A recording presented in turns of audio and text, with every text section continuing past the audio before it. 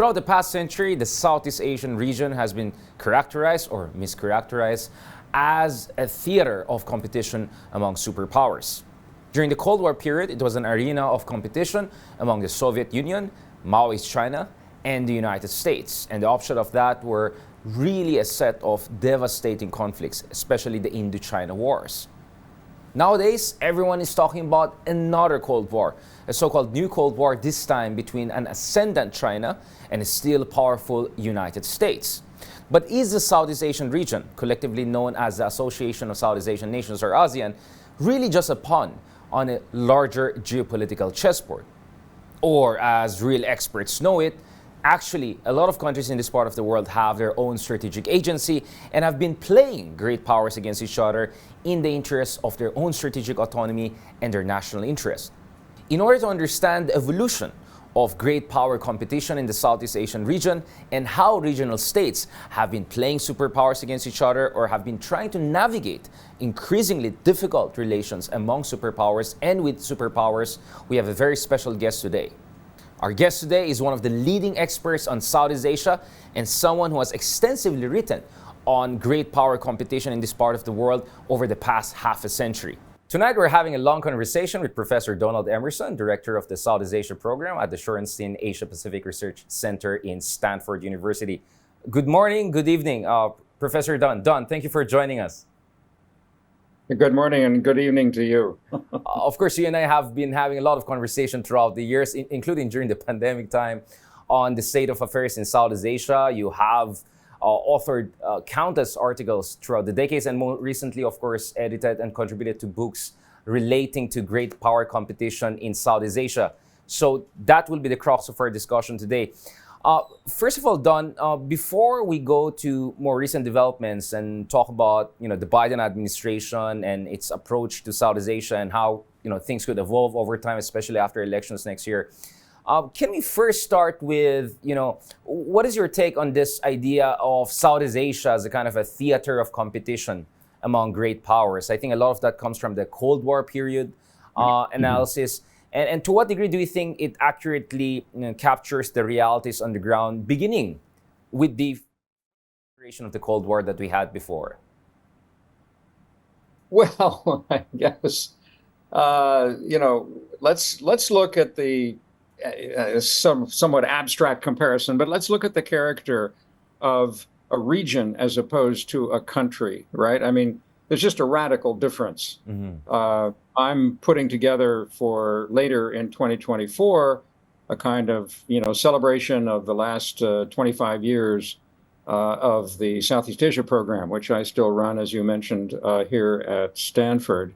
And it's natural that I would compare Southeast Asia with Japan, with China, mm-hmm. With India, with other countries. And my colleagues, various colleagues, run the center on China, the center on Japan, the center on Korea, right? And in a way, I envy them because they're dealing with individual countries. Right.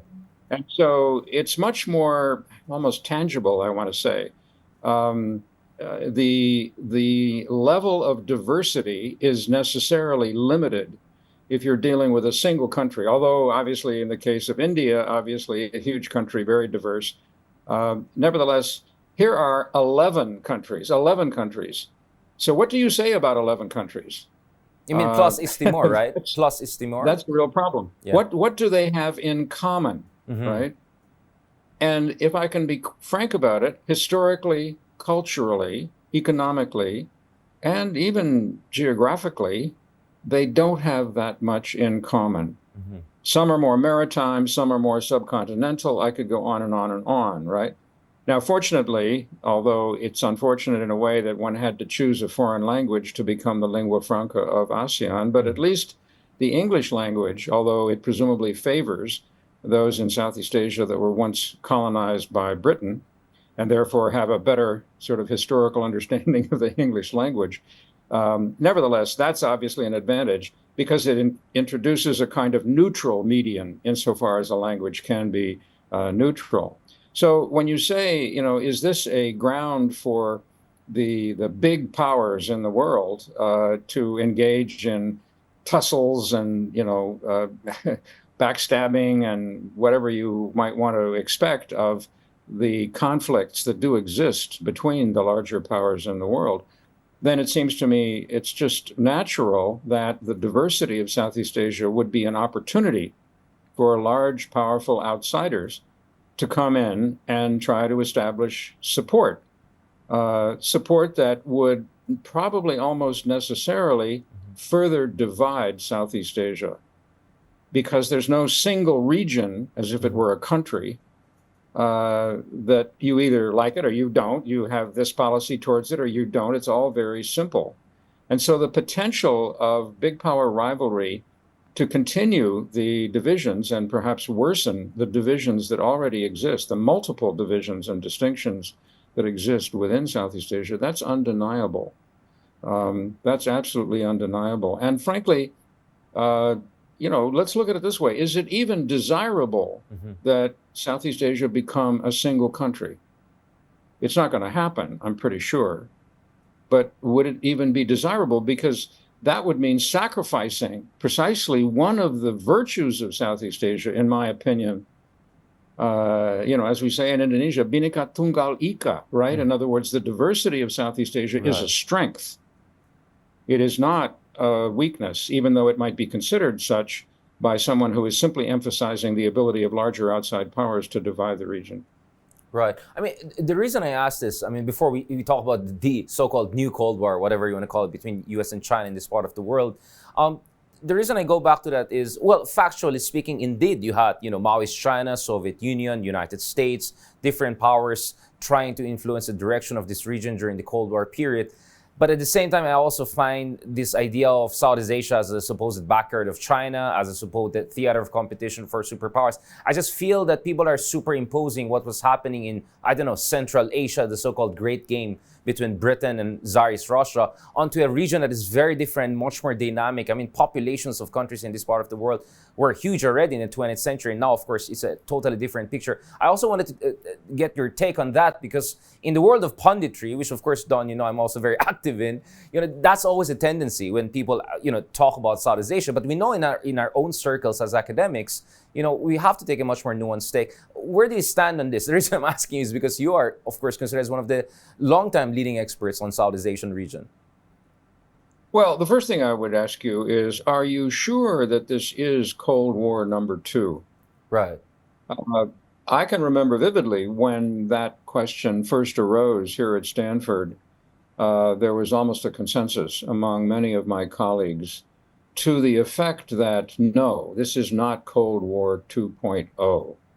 And the most important difference that they pointed out time and time again is that the economic relations between the United States and Russia, then, of course, the Soviet Union, were nowhere near as intimate, as interconnected, right, as American economic relations with China have become. And so that actually, I suppose you could say, that notion of a greater sort of economic intimacy, if I can use that awkward phrase, limits the extent to which a Cold War could perhaps even turn into a hot war, which was a deep concern, as you may remember, insofar as you do remember all those years in the Cold War when, the students in class in the United States had drills about hiding under their desks in case of a nuclear attack. It was really pretty extreme, perhaps too extreme. So I think the world has changed. I think the world is in a different situation than it was back then. Although many of the issues, look at what North Korea is trying to do to use its nuclear capacity, to activate it insofar as it can influence their ability to influence the world. So, and that, of course, goes all the way back to the nuclear treaties that existed during the Cold War, some of which, partly due to the former president of the United States, Donald Trump, have been suspended. So there are still similarities, and I'm not saying that we're not in a Cold War or that we won't get into a Cold War, but it's also very trilateral. That is to say, it's Russia, China, and the U.S. Now, that trilateral aspect showed up toward the end of the first Cold War with the deterioration of relations between Beijing and Moscow. But so far, that hasn't happened. If anything, it's probably moved somewhat in the opposite direction, a friendlier direction for those two powers. And that makes a difference the way the United States is going to look at it. If it's a tripolar arrangement, then it's perhaps more open to change. I mean, that's just a guess on my part. Right. I mean, before we go to the discussion about, polarity, bipolar, multipolar, how we're going to look at it, I want to push back against this notion on, right off the bat, this is not going to be a Cold War. I mean, I think among historians, people like Adam Tooze have had interesting arguments on this, because I think their contention was that just as Germany was really never really a match for the West during Second World War, because once the United States came in, just the resource of Germany could not match to the combined forces of Britain, Russia, and United States. The argument is that actually, if you look at it, the Soviet Union really had more or less a puny economy and resources compared to the United States and the combined NATO forces. So in many ways, A, you could say it was really never a match. And B, of course, I think some of your colleagues in Stanford also have pointed out, the Cold War was really not so much cold. I mean, you had more than 20 million people killed in proxy wars between the superpowers. So if you look at it, perhaps what we're seeing right now between China and the United States may be the real Cold War. In fact, that's the term I use, in the sense that in this case, because of the advances in technology and economic interdependence, there's even less reason for these two superpowers to have even something close to the kind of proxy wars we had in the past. So, and then there's the Mark Twain way of getting out of it, right? History doesn't have to repeat, it has to just rhyme. So of course, it's not a replication of what happened in the 20th century. It's about a variation on the theme with some 21st century characteristics. I mean, how does that speak to you? Well, if your point of departure is tension and animosity between big powers, I would say to you that that point of departure is an unstable point, because it's hard to predict whether those relations will warm, will worsen, will improve the character of those relations in the future. And I would rather turn that around and look at the situations on the ground in each of the relevant countries, and then try to begin to calculate both domestic politics as well as their foreign policies. I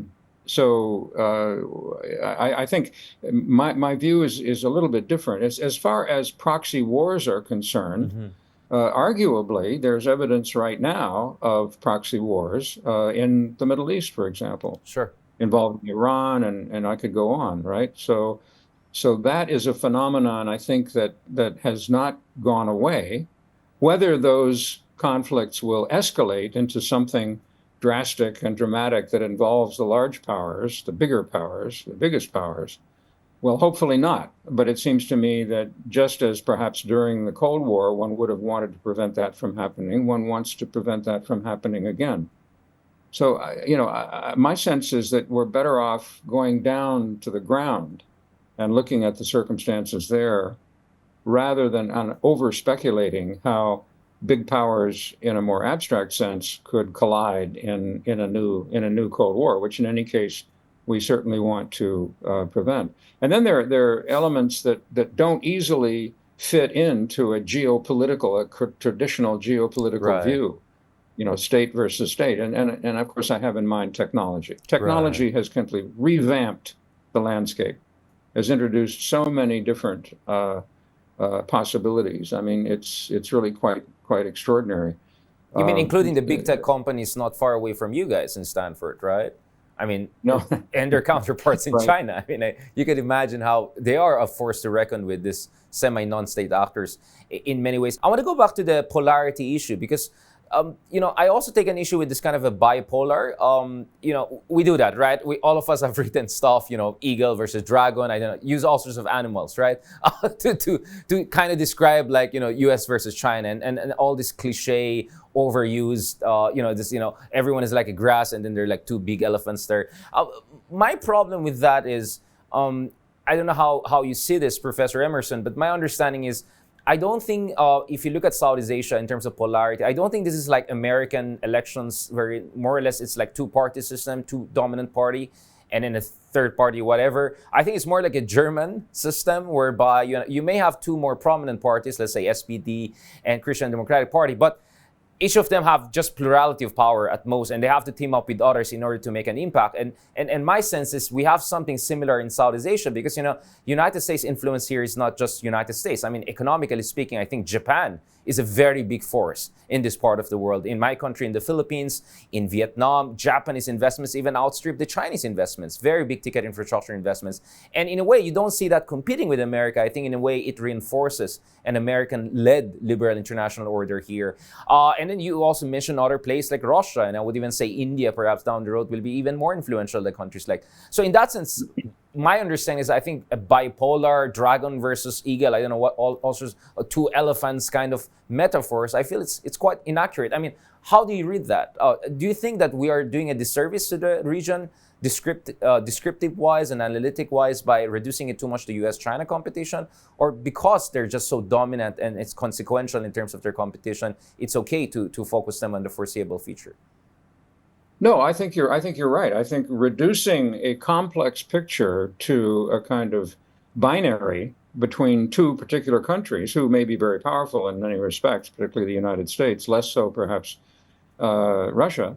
No, that doesn't make any sense at all. Mm-hmm. And here's an example, if I can be empirical, of how the world is changing in ways that are inimical to that classic binary us versus them notion.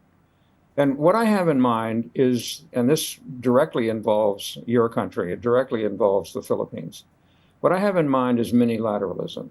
Right. Who would have thought that after all of the discussion of the need for a rules-based order, a single rules-based order, going back to the Halcyon days immediately after World War II, when the IMF, the World Bank, all of these institutions, the United Nations, were born, right?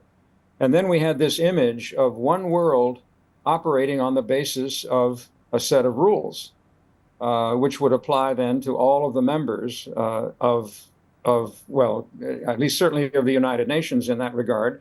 And although not everybody could join the transnational economic organizations insofar as there were requirements involving your per capita income or whatever, the OECD is not open to every country in the world. Right. Nevertheless, the idea was what we need then is to repair the underlying rules of this single world order. Now, what has happened in recent years is absolutely fascinating. Mm-hmm. It is, I think, in part, perhaps, and I am really projecting here because I have not interviewed any of the powerful people who are undertaking this exercise in minilateralism, but it may be a sense that you can try to do too much.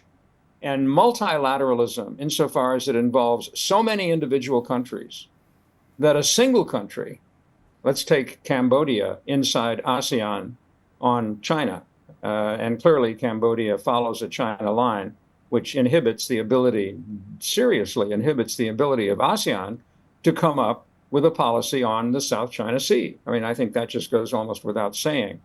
And so the disadvantage of going big is that, depending upon the rules, again, a single Right. country can block progress.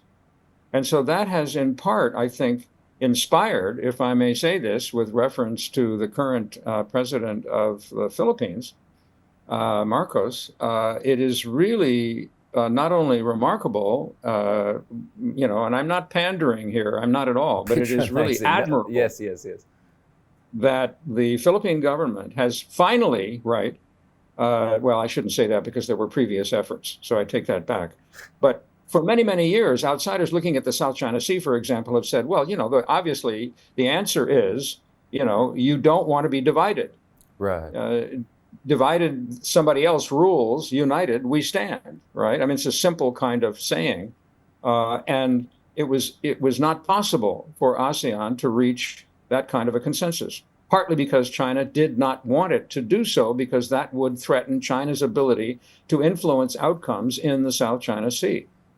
And so now we have, first of all, the shrinking of a notion that you need a kind of broad sort of international agreement under international law that would apply worldwide, perhaps, in order to settle the problem in the South China Sea. No, you need not even an agreement that necessarily involves China. The Code of Conduct, for example, as long as China is involved in the Code of Conduct, you can be assured that that Code of Conduct will either be meaningless, except with regard to opening opportunities for China, or simply won't happen because China has the ability to prevent it from happening. And so the Philippines, under President Marcos Jr., now does the logical thing that people like myself and others around the world have been calling for time and time again.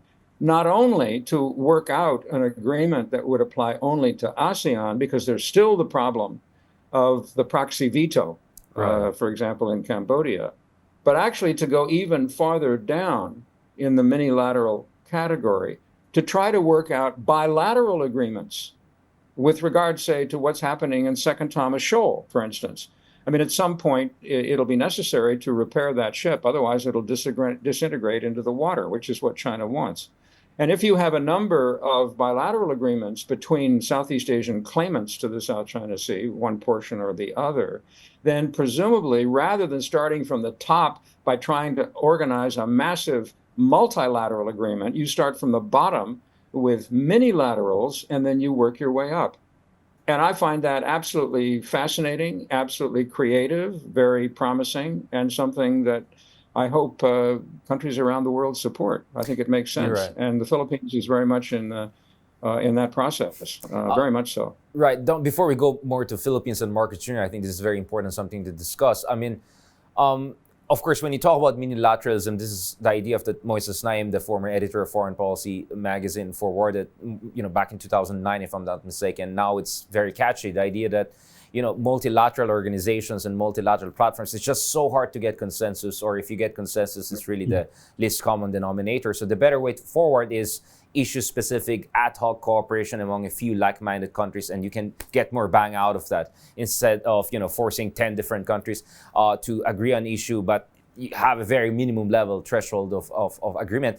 So I think that brings us to ASEAN. I mean, what is your reading of ASEAN? I know you folks rather have people like me doing the critical analysis of ASEAN, and I've been very vocal about that, and I've got my own share of love in this part of the world. But honestly, I mean, how is ASEAN seen on your side of the universe in terms? I mean, you have been analyzing ASEAN far longer than a lot of us. I mean, how do you look at it? Because the way I look at it, Don, is during the Cold War period, when ASEAN was like around just 5, they had decisive moments of intervention. I mean, whether this is the bad version of supporting Pol Pot regime diplomatically against the Vietnam-installed government after the 1979 invasion, or the more positive situation whereby in the 1990s, the Hun Sens of this world were essentially pushed by Indonesia and Malaysia to have a more pluralistic government as a precondition, more or less, for joining ASEAN. And I think even more encouragingly, when ASEAN, on a minilateral basis,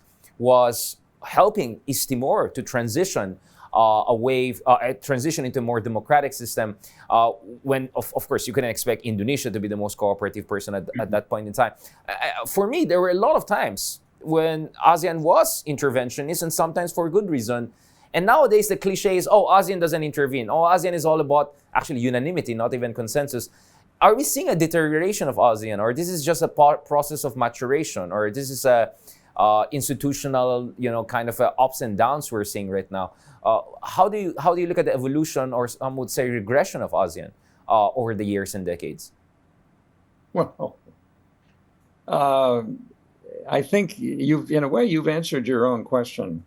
If you have 5 people in a room, then mathematically, you may have to make assumptions that other things are equal, which of course they never are. Mathematically, there's a greater chance of disagreement if you have more than 5, just as if you have only 2, other things being equal. In other words, the point about, and I'm exaggerating the mathematics a little bit, because there are arguments in the other direction that 2 individuals, if they hate each other and have done so all their lives, they're simply going to carry that into the room, right? So I don't want to be mistaken as exaggerating the importance of numbers. But I think if you were to interview all of the individuals in Southeast Asia who remember 1967, who recall the development of ASEAN from the time that it was born in Bangkok, And you ask them, to what extent did the import of new members, right? And I'm talking about, Cambodia, Vietnam, Laos, and so forth, alongside of the original five, diversify ASEAN with some negative results, Right. because it increased the possibility of dissension inside ASEAN, which outside powers, China notably, could then use to their own advantage. And I think that is the case. Now, there's another point here, which is how much power does the country, and the head of that country, of course, that happens to serve alphabetically as the chair of ASEAN exercise over ASEAN? Right. And that's a topic that is underexplored. I wish there were more written about that. There is a natural kind of almost a journalistic sort of assumption.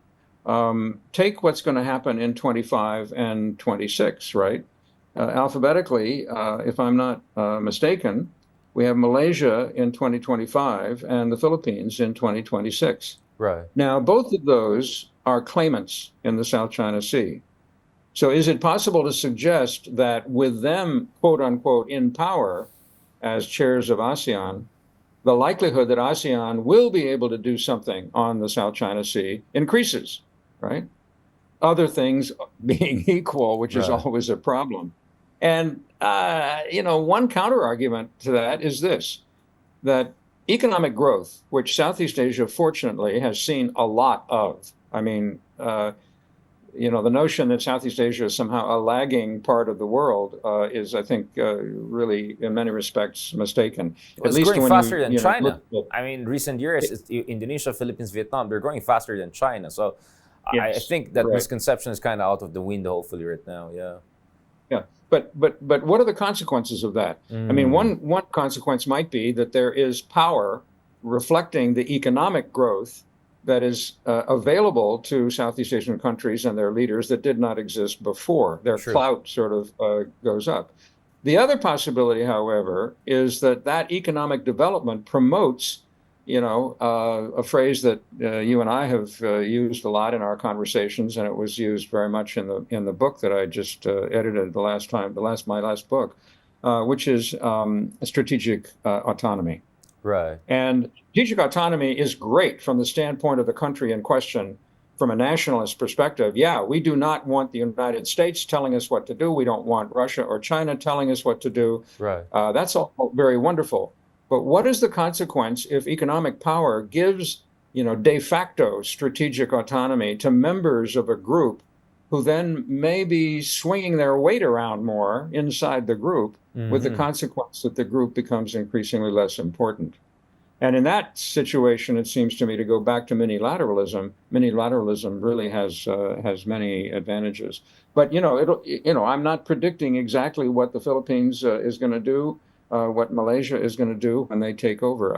I just don't know. But I do feel that the first thing that the new leader does is realize the diversity of his or her supposed constituency, consisting of these other countries that may not go along with what they want to do. Last year we had the Indonesian chairmanship of ASEAN, and I like how you frame the issue, because I attended one of the summits, and the focus was on economic dynamism and growth and all of that, right? And we know Jokowi, the outgoing president of Indonesia, as of this taping, is someone who was very invested in development of the country, very pragmatic in his approach, and that's why he has tried to keep things on an even keel with China, which kind of reinforces the point that sometimes, even if as Southeast Asian countries become more prosperous, if the prosperity is tied to China, then they have even more reason to be cautious in dealing with China, right? I mean, it could also work in that direction.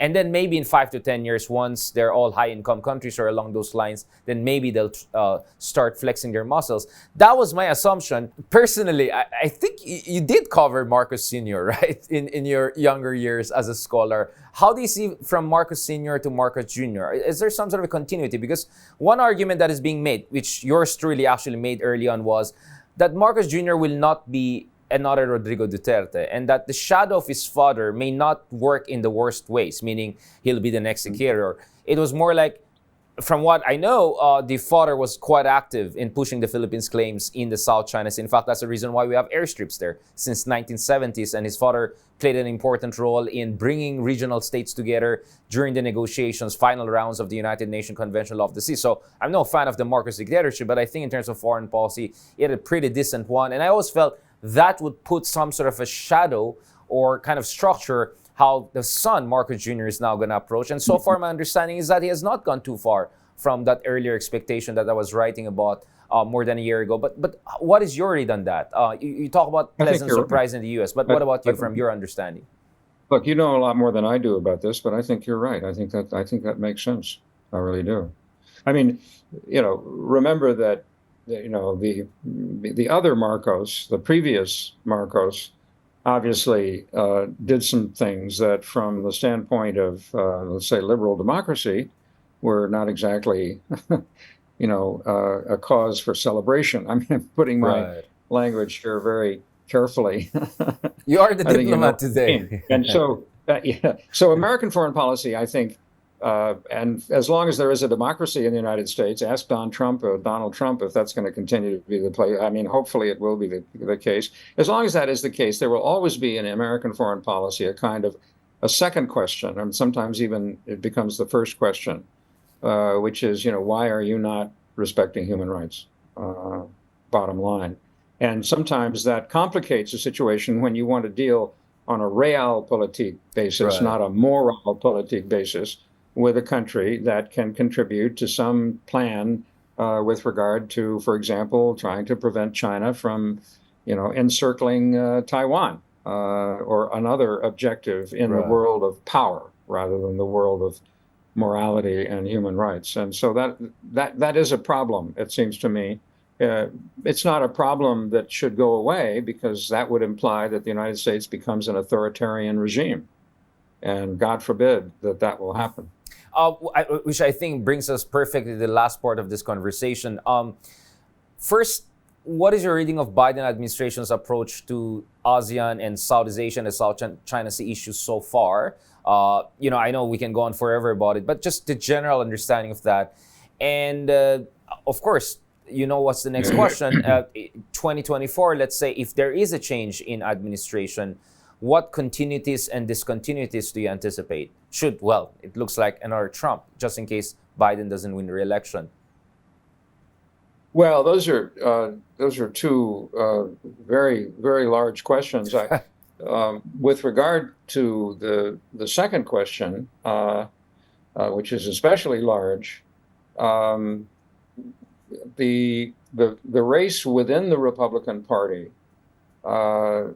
has narrowed to two individuals. That is to say, Nikki Haley is the only Republican inside the structure, inside the party, who is taking on Donald Trump. This is as of January 2024, just in case, for people to know our reference point, Yes. Right. Now that's right. I mean, this assumes that there will not be a new face that will arise and elbow her aside and say, no, I'm the one who wants to oppose Donald Trump in the primaries, because, the later it gets, the less possible that option will become. What is, I think, interesting about her candidacy is that not only could a fair number of independents here, and even Democrats here, with a capital D, party members, live with a Nikki Haley administration. It is also plausible that other countries, including the Philippines, would would be less unhappy, let me put it that way, with an administration headed by her than with Donald Trump redux. That is a new version, God forbid, of Donald Trump. And so it's and this kind of an argument, there's another problem with it. This kind of an argument depends very heavily on personality, the personality of the president. In a way, it goes back to my comment about the chairs of ASEAN. How much does the personality of the chair, the president of the country that is taken over that position for alphabetical reasons, how much does that personality really matter? Except here we're talking about domestic politics, not not international politics. Right. And obviously, it does matter. At the same time, the backlash against Trump, it seems to me, has not shown its full shape. Right. And that could become increasingly evident as we get beyond the complications of all of these folks contending for the Primaries. nomination within the Republican Party. And we actually have, assuming that it'll be a face-off between Biden and Trump, and then people may have to make a slightly different calculation as to whether or not they really want to go for Trump. So I think it'll be unsettling if it happens that Trump. But why done? I mean, the reason I'm pushing back against that is actually, if you look at approval ratings of Trump, he had pretty high numbers in the Philippines and Vietnam.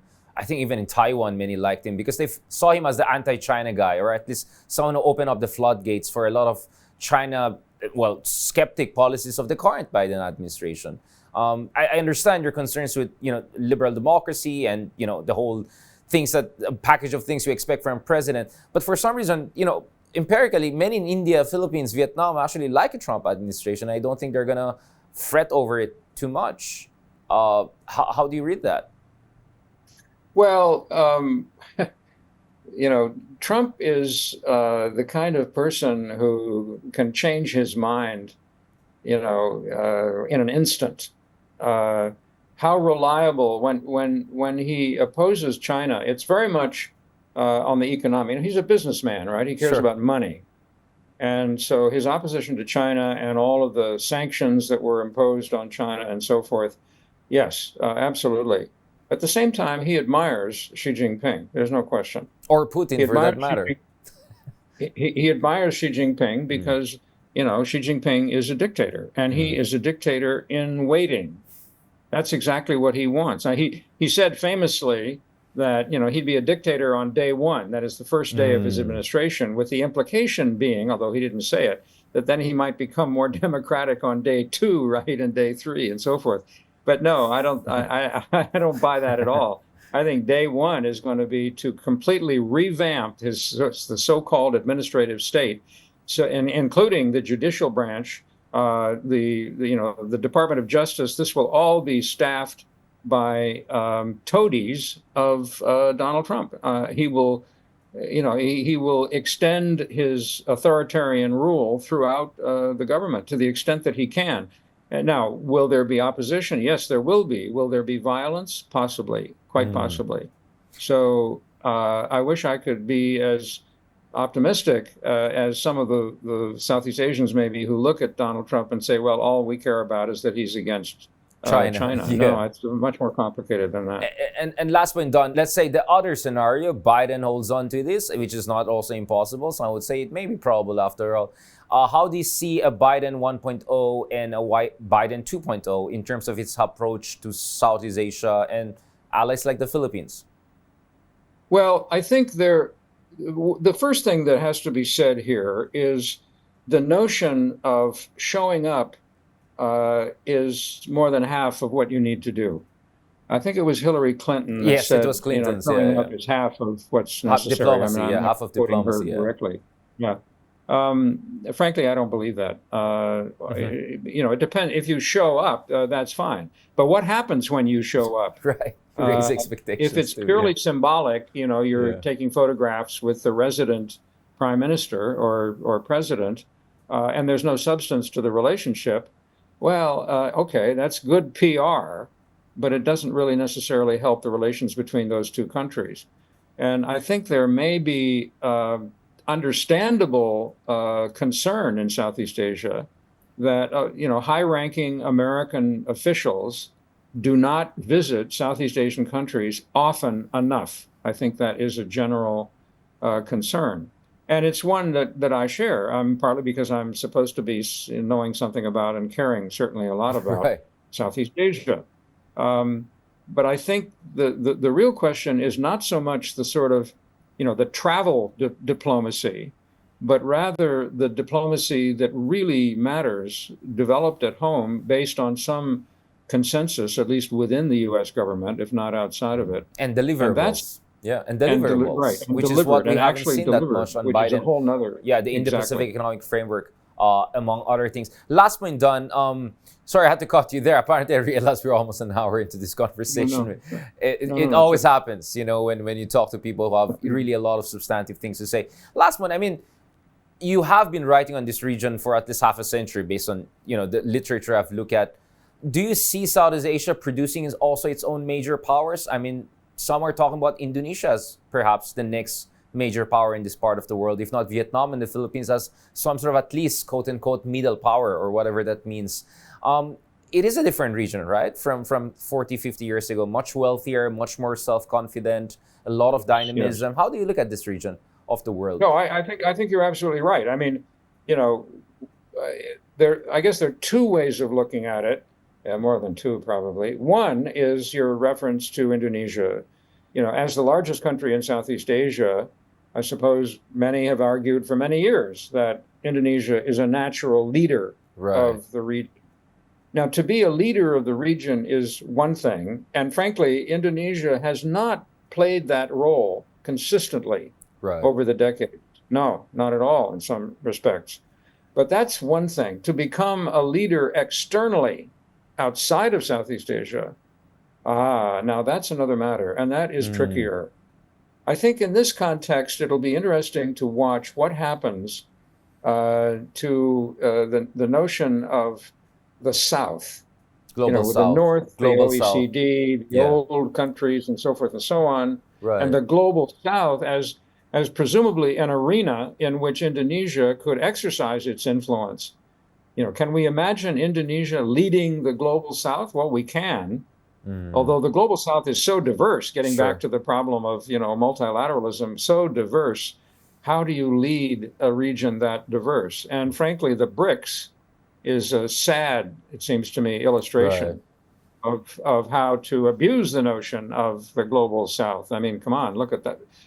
That's a whole nother conversation. Right, we can have a different conversation on BRICS, and so, and also, there's a critical question as to whether the democracy in Indonesia will then proceed and mature to the extent that Indonesians themselves will want their country to play a major role beyond Southeast Asia. And I guess the answer to that question is, well, with what results, with what consequences? Jokowi is very pragmatic. He's a former furniture salesman. That's not demeaning at all. I mean, that's one reason he's so fascinated by and so, has contributed so much to infrastructure in Indonesia, right? To get, obviously I could go on about that, but I mean, he will be replaced presumably down the road as we go through his successors by people who do not have that orientation. And the experiences inside Indonesia, which has its own internal problems, which we don't have time to get into, will also affect that trajectory. But I think you're right. When Jokowi was here at Stanford, and we hosted him, he gave a talk, as expected, very much focused on economic development. Right.